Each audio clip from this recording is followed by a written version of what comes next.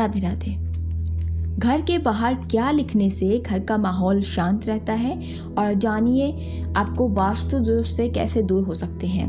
देखिए, कई सारे व्यक्ति और आप सब बहुत मानने लगे हैं। मैंने देखा है बहुत से व्यक्ति हैं, बहुत सी महिलाएं हैं, बहुत से पुरुष हैं जो वास्तु दोष को देखने की कोशिश करते हैं कि हमारे घर में वास्तु का दोष है, हमारे घर में ये चीज़ गलत हो रही है, शायद हमारे घर में वास्तु दोष है।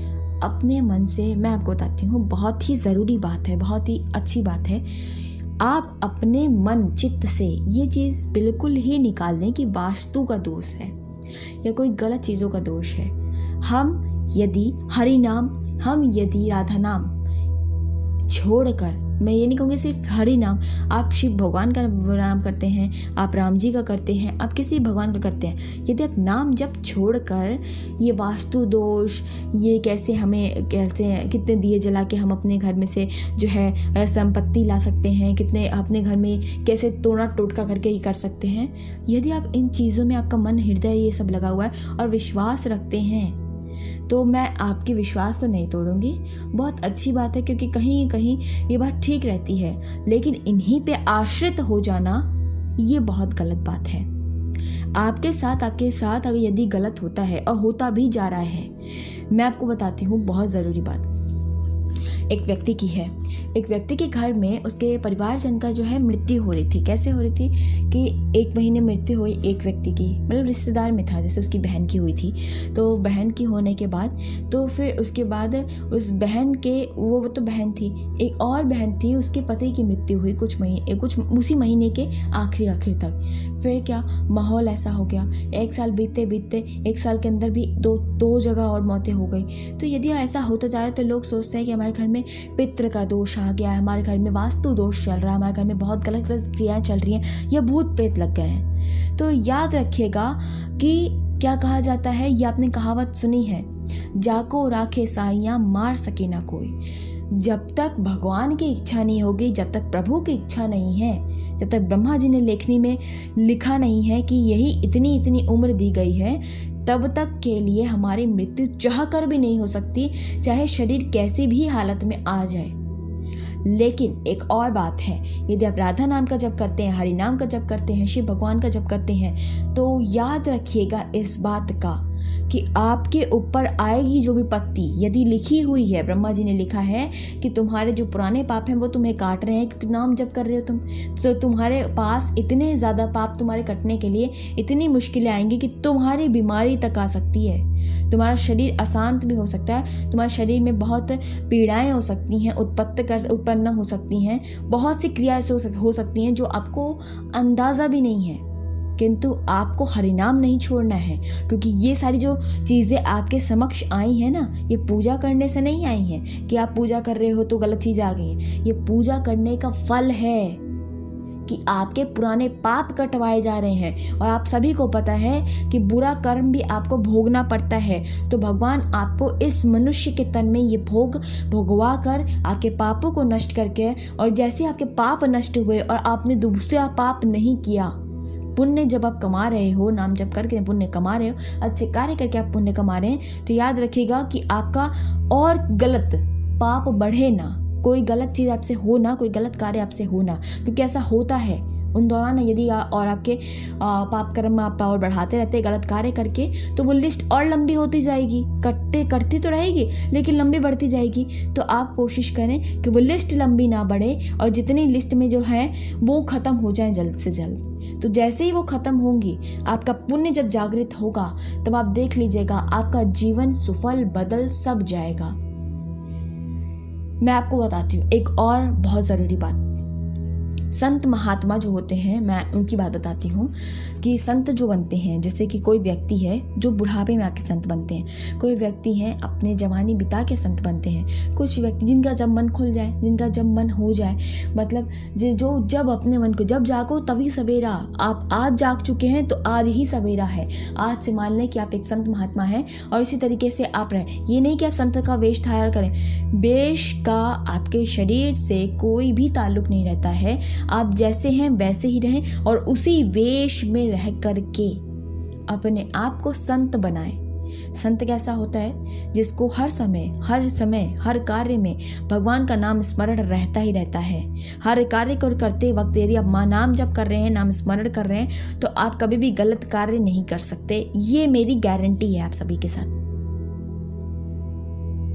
और हाँ, ये गारंटी है कि आप गलत कार्य नहीं कर सकते। संत का मतलब होता है सात्विक भोजन करना, सात्विक तरीके से रहना, सहज भाव रखना। जैसे कि अभी आप बहुत नटखट थे, बहुत मस्ती करते थे, बहुत मजाक करते थे, बहुत फालतू बातें बोल देते थे, और आप अचानक से चुप हो जाओगे तो घर वाले आपको बोलेंगे कि आप बहुत शांत हो गया, बहुत वो हो गया। तो आप एक काम करें, एकदम से शांत होने को नहीं कह रही हूँ, मेरा मतलब कहने का ये है कि आप बोलें, लेकिन उस तरीके से बोले, मतलब बात बोलें अपनी, लेकिन अच्छी वाली बात बोलें। ऐसा पता भी ना लगने दें कि आप बिल्कुल जो है विलग हो गए हो इस चीज़ को कहने से। अब नहीं कहोगे ऐसी गलत बातें किसी को भी, किसी के प्रति भी मजाक या फिर ठिठोली गलत बातों के लिए नहीं करोगे। मन से आंतरिक से आ चुका है, लेकिन आप बाहर ये सब चीज़ें नहीं करोगे। आप बात कर रहे हैं, उनकी बातें सुनेंगे जो सही हैं गलत हैं। आप बैठेंगे, आपका चिंतन भगवान में रहना चाहिए। आप बैठे रहें, जहाँ बातें होती हैं आप बैठते थे, आप जाएं, बैठें, कोई दिक्कत नहीं। यही आपकी परीक्षा है कि आप कितना नाम जप में प्रवीण हैं, आपका मन कितना तेज भाग रहा है। आपको वही चीज़ है, यदि आप किसी चीज़ को गलत कार्य से भागोगे तो आप भाग रहे हैं उससे। और नाम जप कर करके यदि आप अच्छे कार्य में लगाओगे और आप उस तरफ जाओगे नहीं, आपको पता है वो गलत चीज़ है, तो वो बहुत अच्छी बात है। क्योंकि आप सभी को पता है आजकल के जीवन में कितनी सारी चीज़ें हैं जो गलत हैं और सही बहुत कम है। तो आपके पास आसपास बहुत सी चीज़ें, क्रियाएं हैं जो ऐसे दिखने लगेंगी, लेकिन आपको नाम जप नहीं छोड़ना है और चिंतन भगवान से ही रखना है और अच्छे कार्य में ही रखना है। ठीक है, तो अपने आपको रोकना है और मन से रुकेगा। ये मन को समझाना पड़ेगा कि कार्य गलत है, और एक बार यदि आपने बोल दिया तो उसको बताओ कि यदि तुमने ये कर लिया तो तुम्हारा ये चीज़ नष्ट हो जाएगी, तुम्हारा ये जो प्रॉमिस है भगवान के साथ किया हुआ ये खत्म हो जाएगा, तुम्हारी गलत क्रिया हो जाएंगी तो तुम्हारा जीवन नष्ट हो सकता है, तुम्हारे पाप बढ़ सकते हैं। तुम ऐसी चीज़ें बताओ अपने मन को, वो ऑटोमेटिक नहीं करेगा उस चीज़ को। वो करा नहीं, बहुत अच्छी बात, आप जीत जाओगे। ये छोटी छोटी चीज़ से जीतना शुरू करोगे तो बड़ी चीज़ ऑटोमेटिक जीत जाओगे। और इस संसार से आप लोग जब जाएंगे तो अच्छे कार्य और अच्छे पुण्य लेके जाओगे, तो आपको भगवान की भक्ति और भगवान का जो सम्मुख है, मतलब भगवान के दर्शन आप करके यहाँ से पृथ्वी लोक से जाएंगे। और भगवान से मना लें कि भगवान आपके दर्शन प्राप्त करके हम लोग पर जाएं। तो यही चीज़ हम मनाते रहें और कार्य करते रहें। अपने मन में, चित्त में भगवान का स्मरण कर, भगवान को ही देखें, भगवान को ही रखें, यही चीज़ रखें। मैं ये नहीं कहूँगी कि आप कहते हैं मैं बोल रही हूँ, अगर किसी को बुरी लग रही है बातें, गलत लग रही है बातें, तो देखिए ये आप पे निर्भर करती हैं। लेकिन मेरा ये आपका यहाँ पे बताने का ये उद्देश्य है कि यदि आपका जीवन कहीं ना कहीं गलत हो रहा है तो उसे आप कैसे ठीक कर सकते हो, कैसे बचा सकते हो। अभी भी समय है, क्योंकि व्यक्ति का पता नहीं है कि कब जाना है। समझ रहे हैं? आपको पता है कि आज आप सो रहे हैं, आपको कल उठोगे नहीं उठोगे। आपको पता है कि आज आप अभी जो मेरी बातें सुन रहे हो, इसके चंद मिनटों बाद आप बचोगे या नहीं बचोगे। हर समय इस चीज़ का ध्यान रखें। यदि आपको याद रहेगा कि आपकी मृत्यु कभी भी हो सकती है, कभी भी आपको जाना पड़ सकता है, पछताना ना पड़े, तो इसके लिए आप ये कार्य कर रहे हो, तो आप कभी भी गलत कार्य नहीं करोगे। ठीक है। और हाँ, कभी भी किसी व्यक्ति से दोष मत रखना, कभी भी किसी व्यक्ति के प्रति गुस्सा या बैर भाव मत रखना। खास करके रात को अगर यदि आप सोना चाह रहे हैं तो याद रखिएगा, आपने जो है बहुत सी बातें सुनी होंगी, रात के वक्त या किसी भी पहर के वक्त सबको नहीं करना चाहिए। लेकिन याद रखिएगा, मैं आपको रात इसलिए बोल रही हूँ कि रात को व्यक्ति क्या करता है, सोता है। आपने रात को लड़ाई की आपस में, जो आपके रिश्तेदार थे, आपके घर में थे, आपके परिवारजन से लड़ाई की आपने, और आप सो गए। आपने कहा मैं बात ही नहीं करूँगा इससे। आपको पता है कि कल आप उठेंगे नहीं उठेंगे, या आपको पता है कि वो व्यक्ति उठेगा या नहीं उठेगा। हो सकता है ना ऐसा कि आप आज रात को लड़ाई करके उस व्यक्ति के साथ सोए और अगले दिन पता चला कि उसकी मृत्यु हो गई है। तो आपके मन में जो ग्लानि रहेगी ना, आपके मन में जो गलत भावना हो जाएगी, आपके मन में जो बैर भावना हो जाएगी अपने प्रति, खुद के प्रति, और इतना दुख रहेगा, वो आप जीवन पर्यंत तक भुला नहीं पाओगे कि यार वो व्यक्ति चला गया और मैंने उससे माफ़ी नहीं मांगी, मैंने उसके लिए कुछ नहीं किया जीवन भर, मैंने थोड़ी मेहनत कर लेता तो उसको सुख दे पाता। आज मेरे पास सब कुछ है, किंतु उस वक्त मैंने ऐसा कार्य किया और जिसकी वजह से उसको बहुत कष्ट हुआ। मतलब आपके माता पिता हो सकता है यदि आप गलत कार्य करते हैं, ठीक है, तो वो आपको समझा रहे थे, आपने समझा नहीं, और आज वो नहीं है आपके समक्ष, आपके पास नहीं है, तो आपको ग्लानि होती है मन से कि मैंने बहुत गलत कार्य किया। यदि मैं थोड़ी और मेहनत कर लेता, यदि मैं ये कर लेता, तो आज मैं उनके लिए ये कर सकता, उनको मैं ये सब चीज़ें दे सकता। तो आत्मग्लानि बहुत कष्टदायक होती है, बहुत कष्टदायक होती है। तो याद रखिएगा कि ये संसार में कोई अपना नहीं है, लेकिन तो माता पिता आपके घर के जो हैं, जिन्होंने आपको सहारा दिया कार्य करने का, तो आपका धर्म क्या बनता है पिता के प्रति। आप पिता हैं तो पिता के प्रति आपका क्या धर्म बनता है, पिता होने के नाते, पुत्र होने के नाते आपका क्या धर्म बनता है, और पति होने के नाते आपका क्या धर्म बनता है। उस सभी धर्मों को आप पूर्णतः तरीके से निभाएं, साफ तरीके से निभाएं, भगवान का स्मरण रखें और अपने समय को नष्ट ना करें, ताकि आपको बाद में आत्मग्लानि बिल्कुल भी ना हो कि आपने वो कार्य नहीं किया, आपने मेहनत नहीं की, आपने कोशिश नहीं की, आपने उस समय में ये मेहनत नहीं की कि आप कुछ पैसा कमाते, आप उनको सुख दे पाते, आपने मेहनत नहीं की। याद रखिएगा बच्चों, ये चीज़ जो ये जीवन है, ये बहुत ही ज़्यादा ज़रूरी है हमारे लिए, हमारे चित्त वृत्ति के लिए। यदि ये जीवन चला गया या किसी और का, आपके अपने जो करीबी का जीवन चला गया, तो आपको पछताने के सिवाय कुछ और प्राप्त नहीं हो सकता। ये बात हमेशा याद रखिएगा। और यदि आप ये नहीं रख सकते, आपके मन में ये है कि आपको बहुत दिक्कत हो रही, तो आप एक काम करिए, आपका कार्य होना चाहिए कि संत वेश धारण कर, संत आप बन जाएं, कोई बात नहीं, आप वैराग्य ले लें, जीवन से वैराग्य कर लें, ठीक है। तो वो कोई बात नहीं, वो बहुत कष्टदायक होता है, लेकिन सबसे ज़्यादा भगवान को प्रिय वो भक्त होते हैं जो गृहस्थ मार्ग में रहकर और भगवान का स्मरण करते हैं।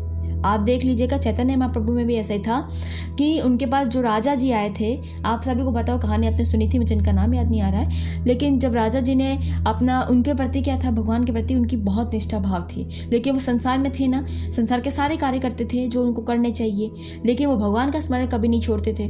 तो आप सभी को पता है कि भगवान के लिए अति प्रिय वो भक्त होते हैं जो अपने धर्म का पालन करते हैं, क्योंकि ये बोला गया है, कर्म ही पूजा है, कर्म ही धर्म है आपका, कर्म ही सबसे बड़ा धर्म है आपका। तो यदि आप अपने धर्म को निभाते हैं, अपना कर्म करते हैं जो आपका कर्म बनता है, और साथ के साथ भगवान का स्मरण, उस कर्म को करते करते स्मरण रखते हैं, तो आपका कभी कर्म गलत नहीं होगा, वो कर्म सभी भगवान को समर्पित होगा, और वो उन सभी से आपको हो जाएगी भगवान की प्राप्ति, भगवत प्राप्ति। और आने वाले अंत समय में आपके मन में, आपके चित्त में भगवान आपको खुद ही एक ऐसा संत प्रभात जो है दे देंगे, और आपके पास खुद ही संत मन के ऐसे आ जाएंगे कि आपको भगवान की दीक्षा देकर आपको बिल्कुल संसार से विमुक्त कर देंगे। आपके मन चित्त केवल भगवान में रहेगा, और आपको भगवान की भक्ति, भगवान का भगवत भक्ति जो आपकी प्राप्त अवश्य ही हो जाएगी। तो ये सभी बातें थी जो बहुत ज़रूरी थी। थोड़ा आज मैंने जो बातें बोली हैं, इन सभी बातों को आप ध्यान रखिएगा और इनका स्मरण रख के अपने मन को काबू करें, अपने मन को साधें, उसी घोड़े की तरह साधें। जैसे आपको घोड़ा चलाना है युद्ध के लिए, तो आप उसे साधते रहते हो, लड़ाई करते रहते हो, उसी तरीके से आपको अपने कार्य भी करने हैं कि आपको साधना भी अपने मन को और कार्य करते भी रहना है। क्योंकि अगर आपने घोड़ा नहीं साधा तो घोड़ा कहीं और भागेगा, आप लड़ाई कहीं और करेंगे, और आपने अगर लड़ाई नहीं की और घोड़ा साधा तो आपका जो है लड़ाई नहीं होगी, तो आपको कोई मार देगा। दोनों चीज़ें नहीं, दोनों चीज़ों को एक साथ आपको करना अति आवश्यक है।